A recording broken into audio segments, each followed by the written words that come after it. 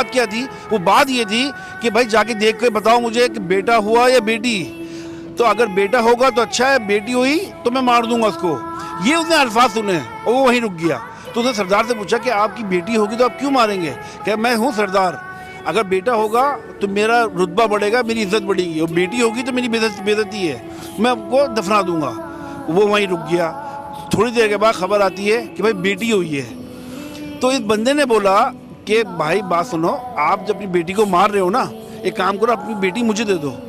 तो उसने कहा कि ऐसे नहीं दूंगा, ऊँट मुझे दो अपने। तो कह रहा अभी तो आप फ्री में उसको दफना रहे थे खाली। तो उसने कहा नहीं मैं बेचूंगा। उसने अपने ऊँट दिए और वो बेटी ले ली उनसे, और बेटी घर लेके आ गया, बेटी को पाला। वो कह रहा है मैं इतना खुश था कि मेरे घर में बेटी आ गई। वो थोड़ी बड़ी हुई, मेरे बालों से खेलती, मेरे कमर पे चढ़ती, मैं बहुत खुश था उसके साथ। और मुझे वो इस काम की मुझे